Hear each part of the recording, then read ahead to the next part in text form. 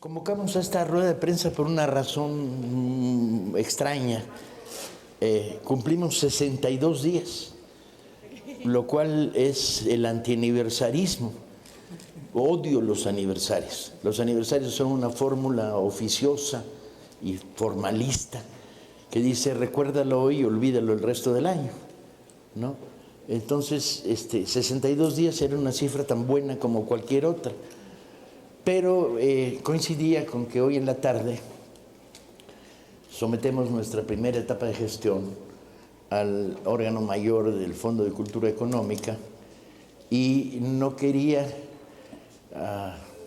hacerlo formalmente, sino quería primero comunicarlo a la prensa y a los medios y sobre todo a la gente.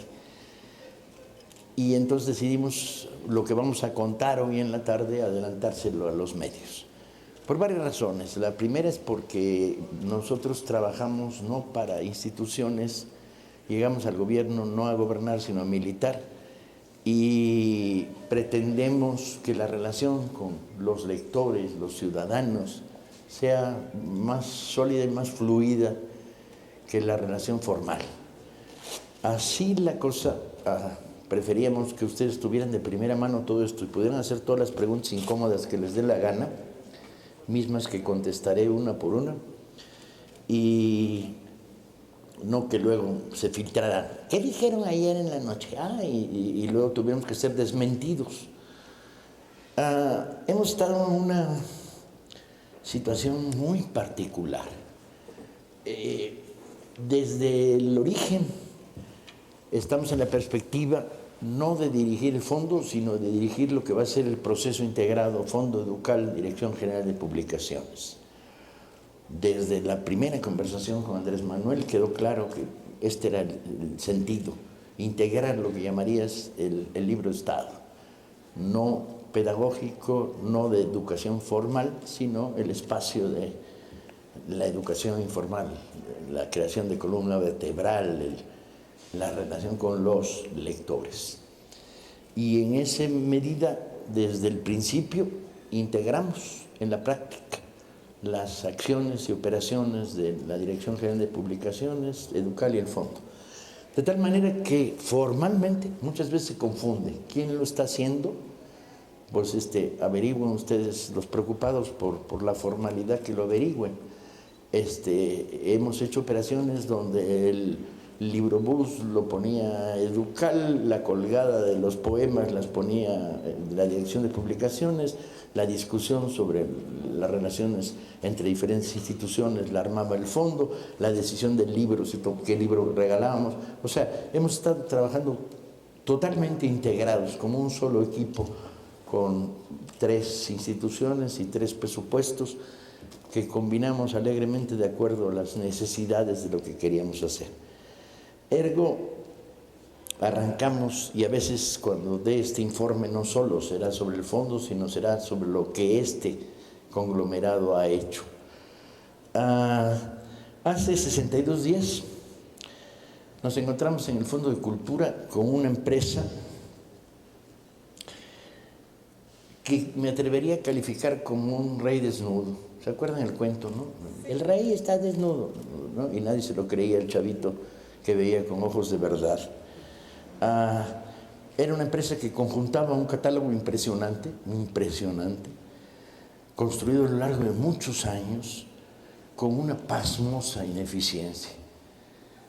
Todos los días, durante estos 62 días, tuvimos regalo sorpresa. El regalo sorpresa es ¿qué hacen 12,000 libros perdidos de una editorial argentina en las bodegas de Madrid? ¿Por qué se hizo este libro que tiene potenciales 300 lectores en un tiraje de 3,500? ¿Sí? Y claro, embodegado en no sé dónde. Y a este precio. Este catálogo impresionante, que era el patrimonio de tantos años del Fondo de Cultura, era un catálogo muy discutible, no por lo que había ahí, sino por cómo estaba ahí. En los primeros días de estos 62 días pedimos 52 libros que se averiguara cuál era su situación en la estructura del fondo. cuántos ejemplares quedaban, dónde estaban estos ejemplares, qué precio tenían. Y era una lista que yo traía junto con los compañeros que integraron el grupo, que trabajamos juntos en la preparación del abordaje. Era una serie de títulos que nos interesaba particularmente. Descubrimos que el 90% estaban agotados, que no solo estaban agotados, sino que se habían perdido los derechos, porque no se habían renovado los contratos, y que si los queríamos publicar teníamos que volver a contratar a los herederos de los autores de nuevo, porque el libro ya no estaba. O sea, era un catálogo aparente, era un catálogo con componente mítica. Tiene 17,000 libros, ¿sí? ¿Dónde? ¿Cuántos? ¿Cuáles? Simultáneamente se habían firmado contratos millonarios para obras completas, pero no teníamos los derechos para publicar los libros claves de esas obras completas. Esos los tenían otras editoriales. De tal manera que nosotros podíamos tener en obra completa ideales para adornar libreros de burgueses, de acuerdo al color, claro, no todos tienen la misma calidad decorativa. Y no teníamos la novela eje, la novela de ese autor, el libro de cuentos, el poemario de ese autor, y no lo podíamos publicar. Las bodegas de las tres instituciones, en este caso de dos, Educal y el Fondo, estaban repletas. Empezamos a hacer sumas, y entre lo que había en el Fondo de Cultura, lo que había en Educal, lo que había en las bodegas de las librerías y en las filiales en el extranjero, teníamos más de 8,5 millones de libros embodegados. Cuando lo revisamos, revisar 8,5 millones de libros no es tarea de un día. Aparecían algunas joyas de la corona, como los escritos de Fox o las obras de Miguel de la Madrid, o libros neoliberales sobre la reforma educativa.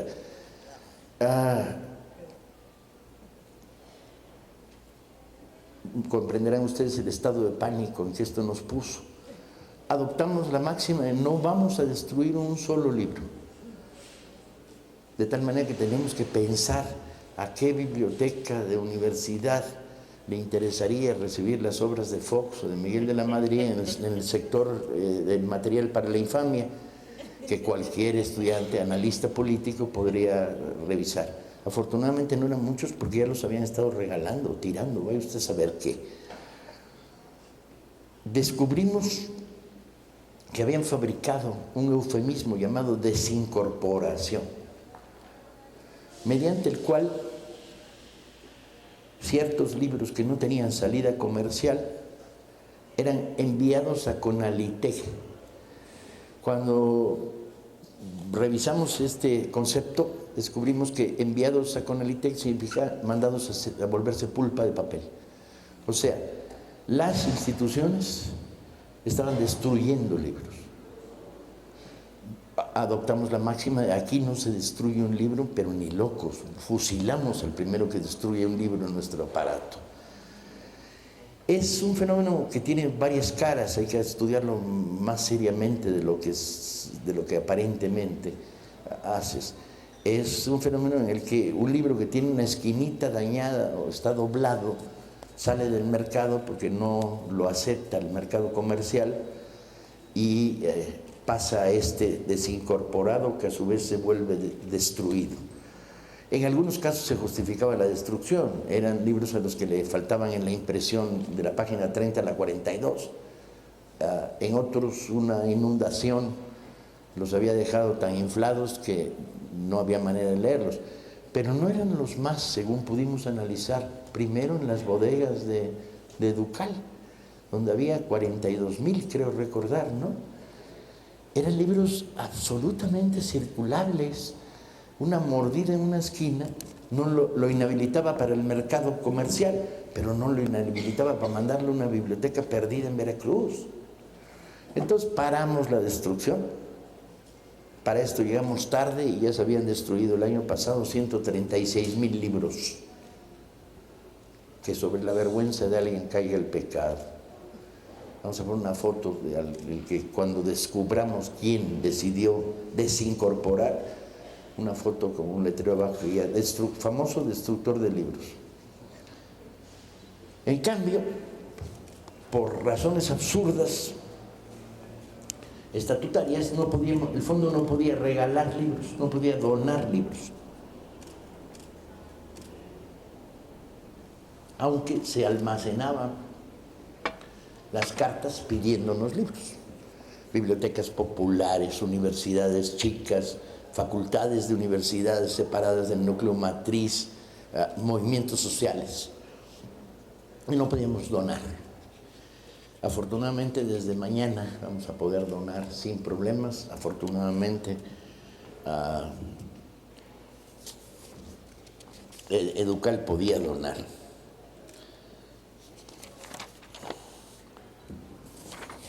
Teníamos 11 filiales en el extranjero, librerías del fondo, sociedades del fondo, centros culturales del fondo. 2 estaban cerradas. En una de ellas, en Estados Unidos, la filial rentaba parte del terreno a una iglesia metodista, lo cual me parece bien. Yo estoy a favor de la libertad religiosa, pero no encontraba muy bien la lógica de rentarle un pedazo de nuestro... En otra de ellas teníamos 52 personas para atender una librería. En otra de ellas teníamos almacenados 12,000 libros de una editorial argentina en España que no se habían abierto las cajas. Todas las filiales, todas perdían dinero, al grado de que los pasivos se volvían de hasta $1.300.000 al año. O sea, perdíamos $1.300.000 al año. Todas perdían dinero. No había una sola que tuviera números negros y funcionalidad. Habían llegado a la dirección de estas filiales el primo de no sé quién, etcétera, ya ni quiero saber. No había política de promoción, las ediciones locales estaban almacenándose y no distribuyéndose. Eran más que nada un escaparate formal de México, del México priista panista en el extranjero. Tenemos una maravillosa librería en Bogotá, maravillosa la librería de Bogotá, no más que hay 200,000 libros en bodega en esa librería y no tiene relaciones de venta sólidas con las universidades claves de Bogotá y está en el centro del barrio universitario bogotano.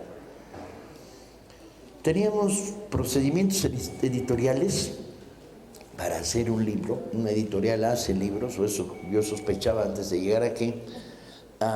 Estaban lastrados por normas burocráticas y además se habían creado colecciones como quien crea variantes de los gansitos marinela, los gansitos bis, el osito ruboroso, y entonces teníamos 200 colecciones, lo cual te crea el problema de generas una colección y luego tienes que mantenerla por rutina, no porque haya material de alta calidad para publicar en ese riesgo.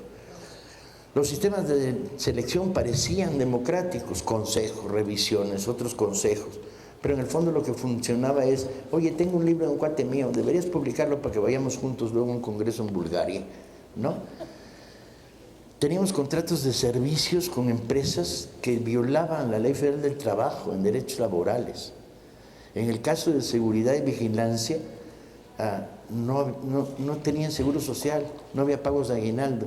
Por cierto que por aquí están los compañeros de seguridad que están bien contentos porque rompimos el contrato con esa empresa para que tuvieran acceso a los básicos. Teníamos 37 juicios laborales en que la mayoría de los casos eran imputables a la empresa, pero además de ser imputables a la empresa, despidos injustificados, etcétera, se habían dejado correr durante años, de tal manera que se iban acumulando deudas en salarios caídos.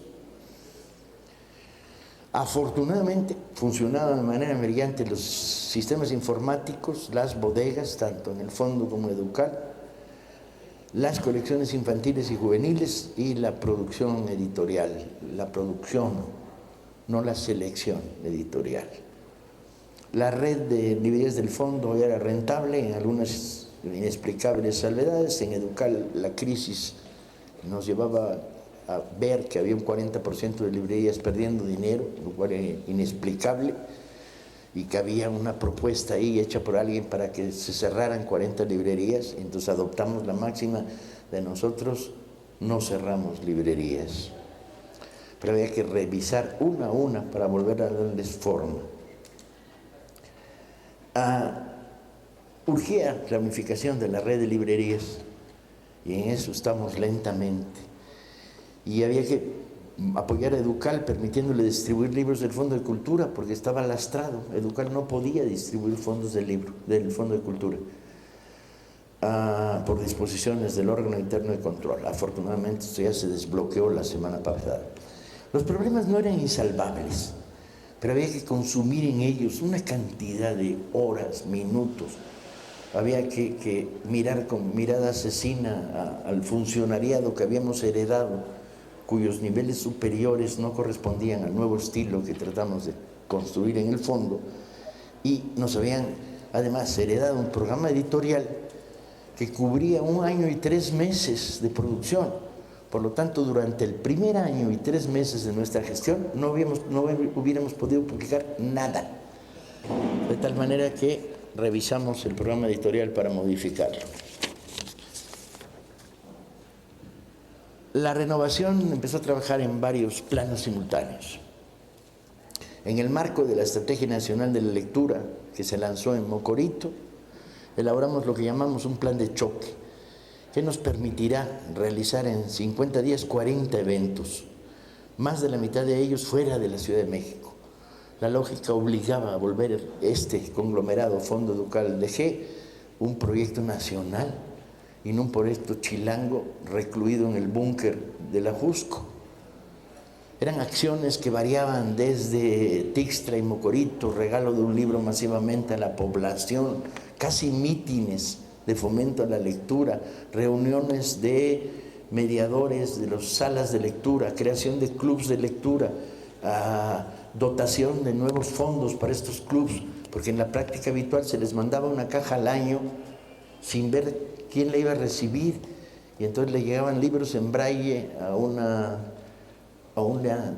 sala de lectura que trabajaba con niños que sí saben leer.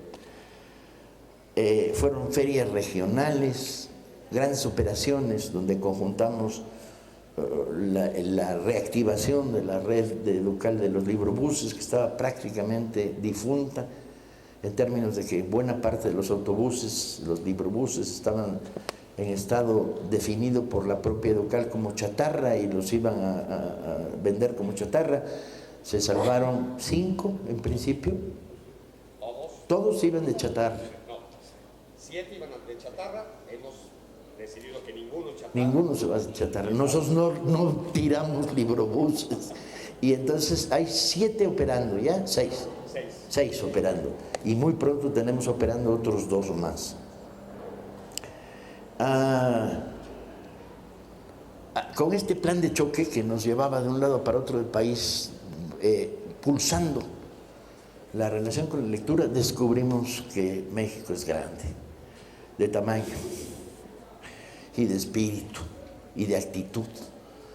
Era fascinante ver a la gente que te decía en los lugares más insospechados: esto es el cambio, el libro por delante. Para esto lanzamos una campaña muy virulenta de tono diciendo: vamos a hacer bajar el precio de los libros. Y nos dijeron: no se puede. Dijimos: no, verás. Y al día siguiente pusimos en 8 pesos 100 títulos. Y en la semana siguiente pusimos en 49.50 a 100 y tantos títulos. Y luego pusimos en 8 pesos y en 20 pesos. Y sigue, vamos a seguir haciéndolo. Y al que no le guste, que siga comprando sus libros caros, que no hay bronca, él se lo puede dar el lujo. Y a partir de esto se empezaron a crear redes nuevas, experimentales, de los librobuses con animación. Y muy interesante la red que se creó en las primarias de la zona de Iztapalapa, o la red que se hizo en la zona conurbada. Se han dado fenómenos muy chistosos, como poner el librobús en la puerta de un mercado después de haber trabajado con los locatarios, y que se inicie con un acto de animación una de tambor, una de percusiones, ¿cuál sería el nombre? ¿Una qué? Un curso, un taller de percusiones, en el que puedes llegar con tu sartén o tu cacerola a aprender percusiones. Mismo taller que se convirtió en un taller de autodefensa para mujeres con leves nociones de tai chi y venta de libros. Resulta apasionante ver cómo la reacción desde abajo es potente. En Tixla entramos a la ciudad en una manifestación de 2,000 personas al grito de libros sí, sicarios no. En Mérida, el puro anuncio del lanzamiento de la colección Vientos del Pueblo, una sala en la que no cabía persona y las sillas tuvieron que traerse de otras salas, provocó un aplauso de 2 minutos.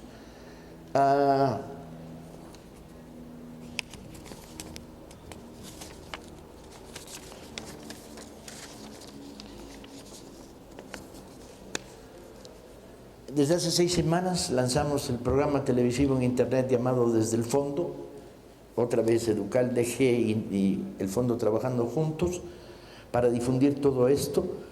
Hemos llegado a tener 15,000 viewers. Sorprendentemente, cuando tomamos la red del Fondo tenía 400 o 400. Y decidimos sacar nuestras primeras colecciones de choque que impulsaran el proyecto. La primera fue Vientos del Pueblo.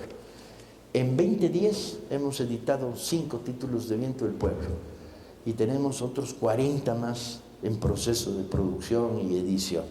Una colección que incorporara cuentos, narrativa histórica, reportajes de fácil lectura, ilustrados, que tuvieran un rango de lector muy variado, pudiera desde un chavito de primero y secundaria inteligente hasta un adulto de 80 años que había dejado de leer pero sabía leer, pasando por el doctor en filosofía con título en Estrasburgo, que trabaja en la UAM y que en la taquería donde come porque no le da el salario por horas,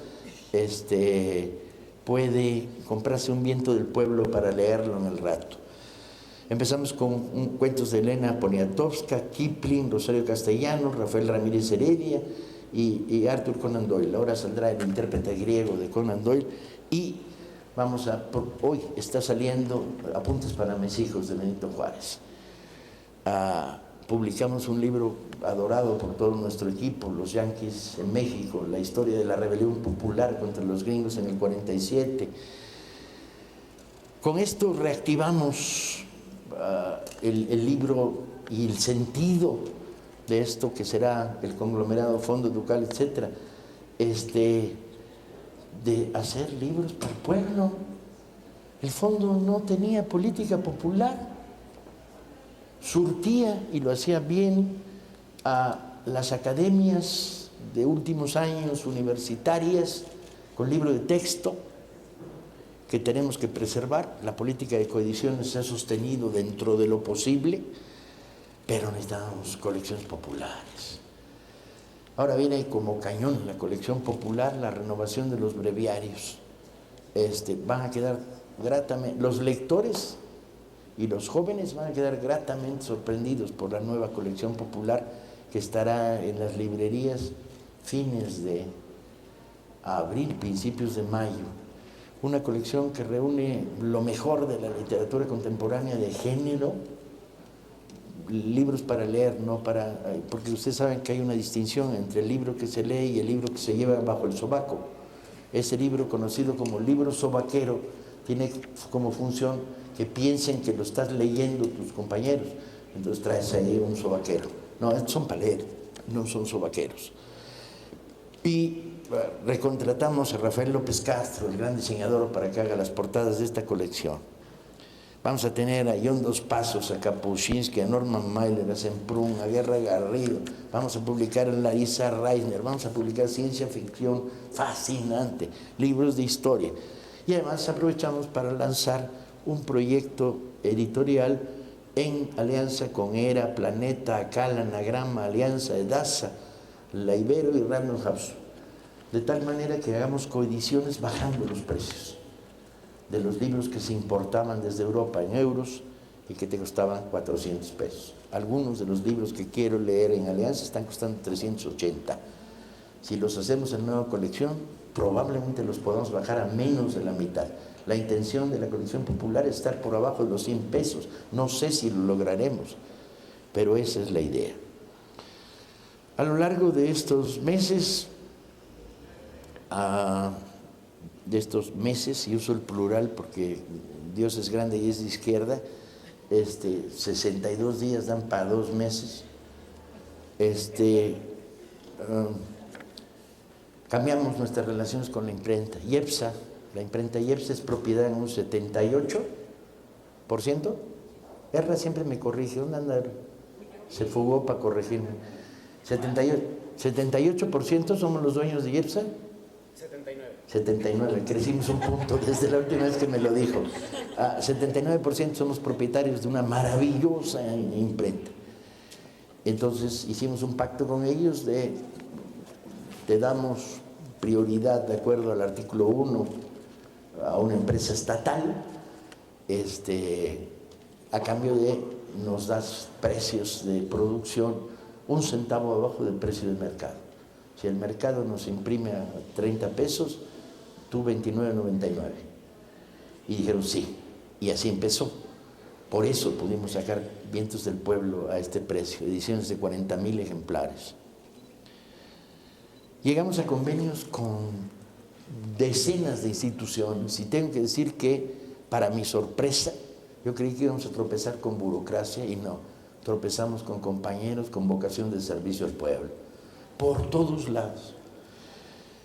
Maravillosos convenios con el Politécnico para hacer distribución cruzada, para apoyar fuertemente la Feria del Libro del Poli, que es la gran feria del norte de la Ciudad de México, con Salud, que sus brigadas van a empezar a viajar con nuestros microbuses y con las brigadas dando atención médica de emergencia, con los que vamos a publicar además el libro secuestrado de Salvador Allende, que escribió cuando era ministro de Salud, un libro sobre la situación de la medicina y donde con una lógica marxista muy interesante analiza la conexión entre pobreza y salud pública. Con nuestros vecinos del Instituto de Investigaciones Sociales, con la Torre 2 de Humanidades, con los que vamos a publicar un libro bien interesante, con Claxo, que nos encontramos un apasionante libro de testimonios sobre Fidel Castro, que no se había publicado en México. Ellos habían preparado la edición y no estaba publicado. Con una fundación que nos regalaba un librobús y al grito de presta para la orquesta, dijimos sí. Con CONAPRED, los muchachos que están trabajando contra la discriminación, que están produciendo libros maravillosos y que vamos a coeditar con ellos. Con la gente de Conavio, que está produciendo biodiversidad, los más bonitos carteles sobre los animales prehistóricos en la era glacial en México, para que los amantes de los dinosaurios y las dinosaurias, me volví políticamente correcto de repente, lo pueden tener en sus casas, cosas padrísimas, como un manual para ir a un parque y decir, esto es una araña, aquí hay un nido, allá está la ardilla, levanta tu registro. ¿Qué pájaro es ese? Verdaderamente incorporando a los niños a la relación diferente con la naturaleza. Tuvimos reuniones con 40 editoriales universitarias y les dijimos, ya basta, ya no les vamos a hacer la cochinada que les estábamos haciendo, que era decir que los distribuíamos y luego meterlos en la parte de abajo, en el rincón donde los que tenemos mal la espalda nunca vemos qué libros hay. No, vamos a darles difusión real.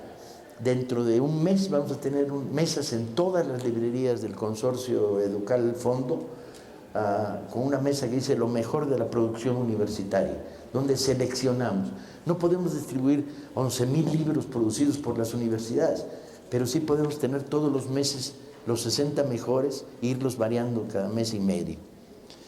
Llegamos a acuerdos muy positivos con el CIESAS, el Colegio de México, yo que los miraba como si fueran mis vecinos ricos, ellos me miraban como si los vecinos ricos fuéramos nosotros en el búnker de la Cusco,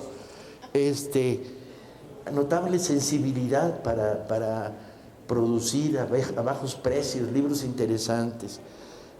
El gobierno de Nuevo León, el Senado de la República, los presidentes municipales de 30 comunidades a lo largo del país, diputados locales en Uruapan, en Campeche, la Universidad de Chiapas, el Instituto Nacional de Estudios Históricos, que nos va a dar a distribución gratuita esta semana 10,000 ejemplares del Plan de Ayala en facsimilar, para que veamos por qué Zapata decidió vivir y morir por este país. Los compañeros de Seguridad Nacional, donde menos me lo esperaba, diciendo, cuando vayan a lugares peligrosos, nosotros les abrimos. Y nosotros dijimos, pero sin tiras y sin armas. No, nosotros vamos en brigadas sociales, desarmados. Y ahora resulta que vamos a viajar con estos compañeros que son sociólogos, antropólogos, no son la tradicional fuerza de orden represiva. Con la Dirección General de Bibliotecas, donde tenemos un pacto de sangre, con la Secretaría de Cultura, con el INEA, el Instituto de Educación para Adultos, que nos vamos a sumar a su primera campaña de alfabetización. Vamos a convocar públicamente a 40 escritores y a 5,000 voluntarios a ir a alfabetizar a las calles en este país. Con la Universidad Iberoamericana. Ha sido extraordinariamente grato lo que yo anticipaba como un calvario de reunirme con funcionariado burocratizado. Ha sido reunirme con compañeros con ganas de cambiar este país. En el orden de las relaciones internas, desprivatizamos el ascensor particular del director, lo volvimos ascensor de todo el que se quiera subir. Desprivatizamos el estacionamiento del Fondo de Cultura, donde había placas que decían director general, gerente general. Quitamos todas las placas, el que llegue primero se estaciona, el último se fregó. Y estamos en vías ya, en cuestión de días, que el comedor privado del director se vuelva un comedor comunitario de los trabajadores del fondo que incluye a todos. Había un comedor de 24 plazas que tuvo en su día una cava de vinos, pero alguien se la bebió, cuando llegamos ya no existía, y que tuvo un chef, que había sido chef de Fox, y ese comedor se vuelve un comedor comunitario.